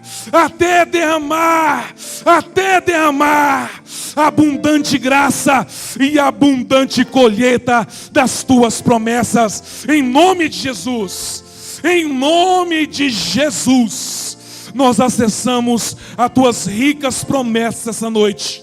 Cremos, meu Deus, que nós vamos voltar com os braços e as mãos cheias dos feixes da graça e de trigo do céu, porque nós fomos fiéis e nós somos gratos por aquilo que o Senhor já fez. Oramos pelos méritos de Jesus o Cristo. Aleluia. Agora você pode ter o privilégio de poder ofertar na casa do Senhor.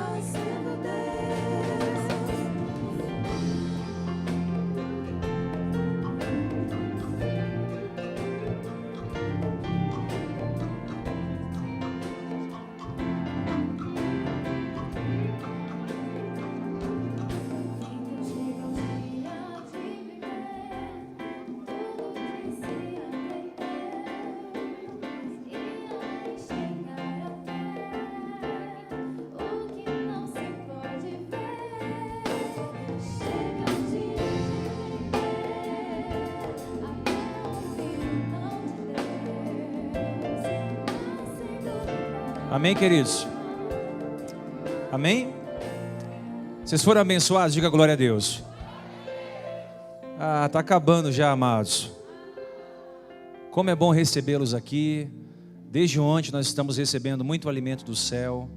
A Ana passou aqui ontem, trouxe uma palavra sobre curando feridas. O nosso Deus é muito maior do que as nossas feridas abertas.